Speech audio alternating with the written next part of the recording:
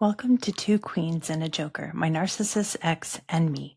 My name is Brenda. Sara and I each had a relationship and children with the same narcissist. We both have found our way out and found our way to a meaningful friendship with each other, trauma bond and all. We hope to share our stories so you know you're not the only one who has endured the crazy-making experience of being with a narcissist. Two Queens and a Joker, my narcissist ex and me, is sponsored by the Narcissistic Abuse Recovery Center, where we provide therapy, classes, and support groups for people healing from narcissistic abuse. Contact us at www.narctrauma.com. In this episode, Sara and I spent some time talking about the extended family of the narcissist and the role that they have had in our relationships, mostly hers. I think you probably experienced this too. Well, you ended up having the father-in-law live with you, but prior to that, were you pressured to spend time with the family when he was getting along with them? Because there's that issue too. Like sometimes his siblings were the enemy, and sometimes they were the greatest thing, and he needed to have a relationship with them. I think while we were married, his role was he was the good son, the good father. We're going to have everybody at the house for barbecues. Didn't want responsibility. Like when when my father-in-law got sick, and none of them wanted to step up. There's four of them. I love that man. We still love that man. We brought him in. He that shall not be named did not want him to come to the house. He had already lived at our house before from another health issue, and he felt that it was not okay. Well, nobody else wanted it, and I said, that's not okay. That we don't have the room, but we have the money in the room. We will make it. We will survive. And, and I think bringing him into the house was starting to be one of my eye-openers. When none of the brothers or him were willing to help their own father.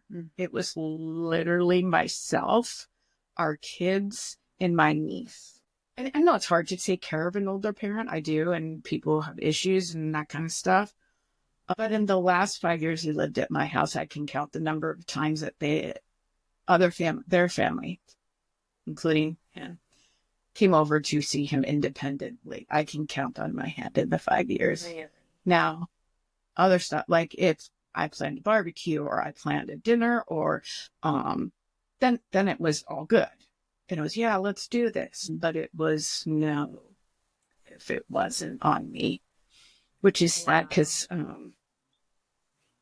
my niece is now in that predicament because she is part of that family. So now that I have stepped away, and I'm now called the white devil in that family. I'm like, okay, I'm okay with that. If me separating myself from my kids makes me the white devil, I'm okay with that. It all falls on her now, and she's seeing more now, and she's older now, that what comes with that and the stress it's putting on her to, try to keep her little family healthy, along with still having all these people affecting her life. It's sort of. Oh, that's heartbreaking. I mean, she's got two little ones of her own that she needs to focus on. So is she kind of being expected to take like the matriarch role of the family? Oh my God. She's so young.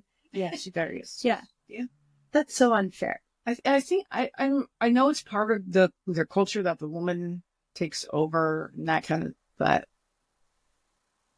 they're grown. They are grown. And honestly, I mean, there aren't a lot of women left in their family. And why aren't one of them stepping up? It makes no sense to me. I didn't know that was happening with the expectations of that falling on her shoulders. It's another thing I want to tell you too, is when the father-in-law was at your house, all I heard was how the Joker was such a hero for letting his father live there. I never gave it a lot of thought, but now that you're saying that, I'm like, of course it was Sara. Of course Sara brought him in and took care of him and all of that stuff. He was a firefighter in EMT. He took care of strangers every day that he was on shift. When he got home, that did not happen. He couldn't help him, couldn't take him to. I've gone to countless ER visits in the middle of the night or early in the morning where We need to take him. We need to take him now. Well, you take him and just call me and tell me what's going on. Oh my gosh. Of course. I mean, I'm not surprised, right? And then he takes all the credit when you're doing all the hard work. Go ahead. That I don't care. Right. You did what was right. This is the man that, loves my children, loved me. So I'm going to treat him with the respect that I would want to be treated with. Yep. That's was my job. Yeah. So, yeah. I mean, it probably wasn't my job, but I assumed the job. So I'm going to do the job and I'm going to do it well because this man is not going to be here forever. Yeah. I don't know. Yeah. I'm babbling again. No, you're not. You're not babbling. No, no. I think it's a good example of, him wanting to look like the hero, him wanting to look like the good guy in all of this, and you actually being behind the scenes doing all the work. Well, my niece and the kids helped so much. Mm-hmm. Yeah. Like they all, in the beginning were like, oh, we're going to help you. We're going to get food. We're going to get all this stuff. And, one brother did. He got, not a medical bed, but another bed that I can put in the front room. And then it was like, adios. Really? Brother's just like, okay. Yeah. We could probably do a whole episode on the brothers, another family. We could do a whole nother. Yeah. Yeah. I don't know. Yeah. They're all so different, yet so similar, those brothers, right? There's this vein of definitely narcissism and addiction and all of that, I think, running in that, in all four of them. Which I don't know, because I'm not on the therapeutic side or anything like, was it because they lost their mom so soon? They didn't have that figure there. I mean, they had Thea, but she didn't live there. Oh, is that like how someone can start becoming the narcissist, or is it just in certain people? That's a really good question. I mean, there's research that's coming out now that says that there are like some genetic markers that this will develop under the right circumstances. So then you've got nature and nurture. But I would say like the youngest brother, I don't think we all have our problems, right? I don't think he's on that spectrum of narcissism. I think our shared Joker and the brother closest to him, absolutely in age. Closest in age, absolutely cut from the same cloth, both very narcissistic, both, especially the brother, probably sociopathic for real, like diagnosably. And then the oldest one, I think much like the younger one, certainly was affected by the early death of their mother. Him being the oldest, he probably understood it the best and has been impacted and has made we've all made bad choices in life, but made some choices that have been really harmful for his children and people around him. So they're all affected. I do think that I think it probably started there, right? With that, I think as much as you loved the father-in-law, I saw him differently. Yeah, you were saying you had different experience. I did have and of course he was much younger when I had my experience with him, but I think a lot of it came from him. And I think after their mother died, they were left to fend for themselves. And I think that's kind of the neglect, being left with someone who is predatory towards two of the brothers. That being said, though, many people get abused, neglected, orphaned, whatever the case may be, and they don't go around maliciously being cruel to other people. Or even worse, to their own children, right? So people hold themselves accountable. I think you get to that certain age where, yes, your childhood sucks. Yep. But I don't think there's anybody on this planet that can tell you 100% that their childhood did not suck, stink. There's always bad moments, but you get to that point where you're like, am I going to repeat those moments? Exactly. Or am I going to be the adult and press past that and be better? Exactly. Show them there's a better way. Yeah. Yeah. No, you're absolutely right. I mean, that's where the shift is. And this is why I hear people all the time, when you find out the backstory of how a narcissist was raised or how they grew up, and typically it's something traumatic like this, we cannot confuse our empathy and compassion for what they experienced with forgiveness, right? And forgiveness, people need to figure that out for themselves. I don't believe you just blanket forgive people because that's the right thing to do. But I do think you have to move on from it. And I think you have to hold them accountable for not making a choice to be better than. I think it's hard to reach that point where you learn that you are not responsible for their childhood and you are not there to make them better. Yes. For that. They're their own person and need to learn how to do that without you before they try to even bring you into that, or it's not going to change and it's just going to compound and get worse. Absolutely. And yeah, I totally believe what you say, that narcissists seek out people that like to help, that like to give themselves fully, that, Right? Because that's an open door for them. It's a welcome, come on in. And they know that they can sit down and never leave. I feel it's like oh my God, you had such a bad childhood. Okay, I'm here. I'm going to do your stuff for you. Let's move past it. Let's get it. And that's the hook, line, and sinker. And I mean, my fault too, because I fell for it and I hook, line, and sinkered and I didn't get myself out of it. But I do believe that the path that was followed, it would have suckered anybody. Definitely. Even the smartest cookie would have gone down the same steps. Maybe pulled out sooner than I have, but I think once the kids got involved, and it makes it 100 times harder. Yeah, it really does. Yeah, that changes the whole trajectory, I think, of how things go once you have kids. When you get that, well, don't take the kids. I grew up without a mom. They're everything to me. Yet, I'll give you a scenario that we had. My son was in baseball, loving baseball. He that shall not be named, of course, can't make it to all the games. It got fewer and fewer and fewer. And then so my son was really upset one day and, asked, hey, can you come to the game? And he said, I don't understand why you want me at your games. He's like, you're my dad. I want you at my game. He goes, my dad never went. I don't need to go. And that was the last time my son in baseball had asked him ever to go. He tried again in high school when he was in water polo and got basically the same response. So I think at that point is when my son pulled away. Pulled away from him or from sports? Well, both. Again, so on this side of hearing that story, it was, yes, I'm going to baseball and I'm going to be there cheering him on. And now he's in water polo. I'm so proud of him and he's the best on the team and blah, blah, blah. Right? Trying to live his fantasies of who he wanted himself to be or thought of himself to be through your son. Yeah. Oh, that's what, because I didn't do social media back then. I'm just learning. 25.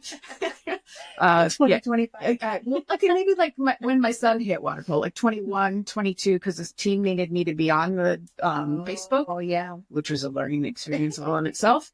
But I got stuff from people all the time. Oh, that shall not be named. Went to a water polo game. I'm like, yeah. No. But I guess things were said and things were posted and pictures were taken from my camera. And I'm like, oh, okay. Yeah. That makes you happy. Then yeah, that's fine. Well, that it validates what I was hearing. And that validates not the right word, but it goes along with that, right? Him always telling me how proud he was of your son and how great he was doing. And, he had to rush after the game or had to go here and do this and do that for him, for his sports. Nice. Yeah. I'll say he had no problem when it came to spending money we didn't have for a bat because he had to be the hero. Yeah. Baseball, it's a kid doesn't need a $700 baseball bat when we need to pay water, we need to pay the electricity, we need to buy food. The kids need food, and that was very, very hard, and I couldn't wrap my head around. And we had a couple doozies when he would do that.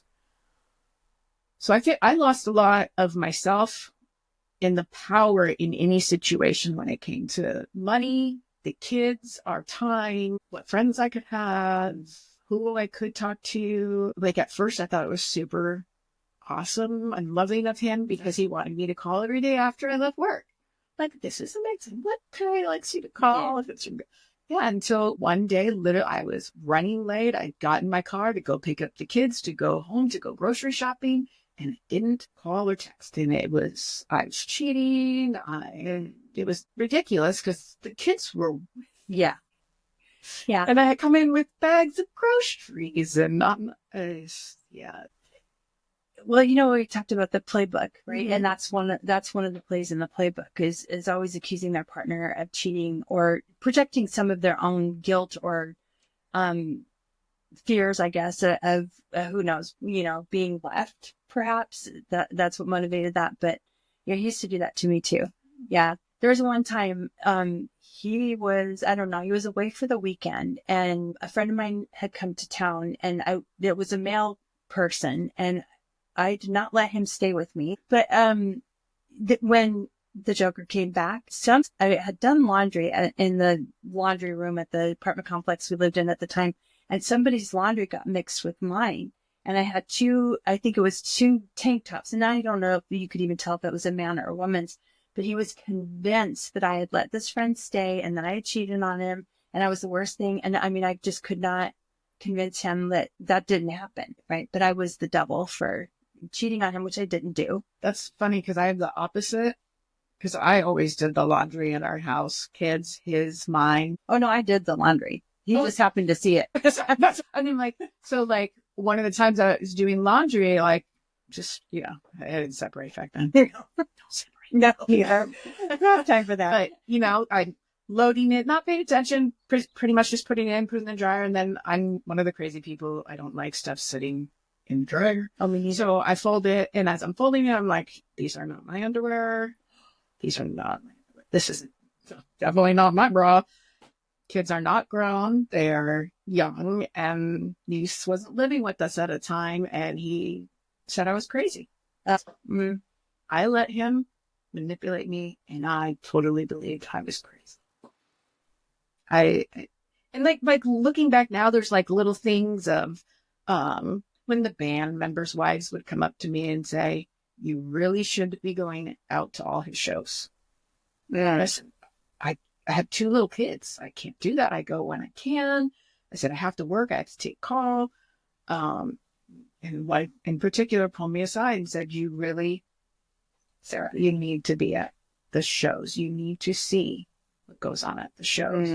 And I'm stupid or was stupid and just believed that she was a wife who just didn't want her husband to be able to go out on his own or do anything on his own, where she was a woman trying to help me and trying to help me open my eyes. And that's another thing with me.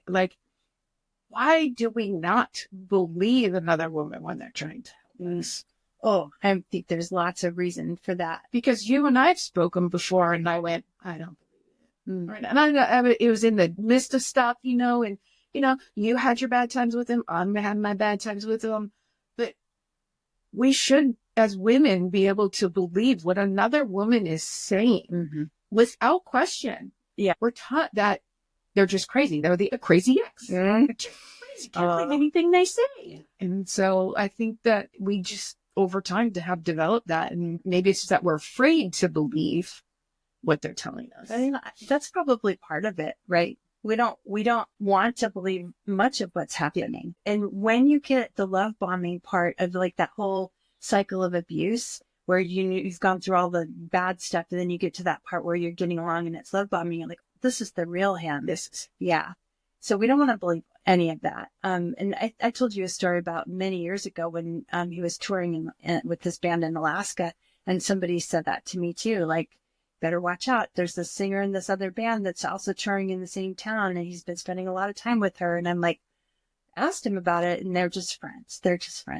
But in hindsight, how, I mean, I don't want to say how dumb could I have been, but how dumb? That's how I felt. I felt dumb. Yeah. I mean, you watch Lifetime, you watch, all these shows, and you go, why are you running upstairs? Go out the front door. Yeah. That's how I'm I was in a Lifetime movie. I was one of those women that I was screaming at, saying, how stupid. Yeah. How could you even let that man do that to you? Even while going through it. How could you let that man put his hands on you? How could you let him talk to you like that? Live in it. Yeah. And it wouldn't, I don't know, if the TV to my brain wouldn't correlate or. Yeah. Well, it's cognitive dissonance. I mean, there's literally a word for it. And we believe the version that we want to believe, that we kind of need to believe, because now he's the father of my children. I've already made mistakes with other relationships.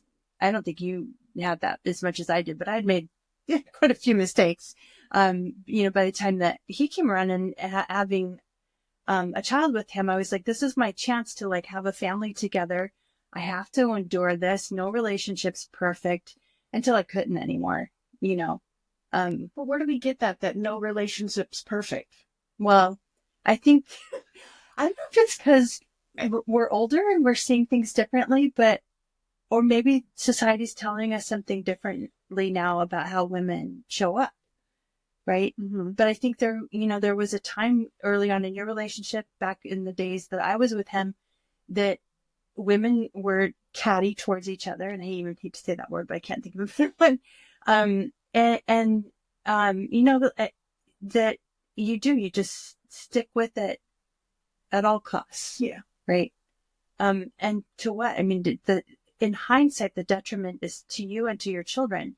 And when you think you're doing the right thing for your children. Yeah. But that's another thing that we just cannot beat ourselves. No one should beat themselves up about, because when you start to realize what's actually going on and you make the move to get out of it, that's the right time. That's what you needed to get to that point to really understand that leaving meant leaving for good, or getting rid of him for good. Yeah.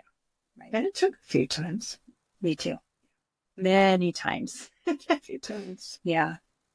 He played the good king. So sorry. Love you. Love the kids. Mm-hmm. Hope get help. Well, and then the help turns out, I mean, in hindsight, we know this too, but getting help meant, I found a new way to become a victim, right? It's my mental health. It's the addiction. I do believe addiction is a problem. I do believe it's difficult for people to overcome, but you cannot blame your addiction for who you are. Right. How you handle situations, how you treat people, how you continue to treat people, and blame it on addiction. No, that's you. Right. This is you to you. Exactly. Yeah. And you scapegoating that is not okay for anybody out there. This is not okay. No. Because you're using that and it's becoming a tool for people to not accept what they've done and who they are and be responsible. Yeah. They're hurting people, and people need to be responsible and be able to say, I f***ed up. Yes. It was my bad. Yeah. I'm sorry. And I think that in my situation, that has now been taken off the table, that there's no acceptance. There's no responsibility. It's all been laid onto this. I'm an addict, and the courts, that's how our court systems are right now. In my situation, I can't say it I can only tell you from mine, it's the scapegoat of this situation that we're in right now. Mm. Yeah. It's blaming it on the addiction. Yes. Yeah. I saw that developing when he first started treatment after everything blew up with him. But yeah, it sounds like it's just only gotten worse. It's just spiraling. Oh, it's so disgusting. Yeah, it really is. We hope listening to our stories helps you know that you're not alone, you're not crazy, and you're not to blame. Please join us for our next episode, where we'll share more about our healing journey and how we each got out and are staying out.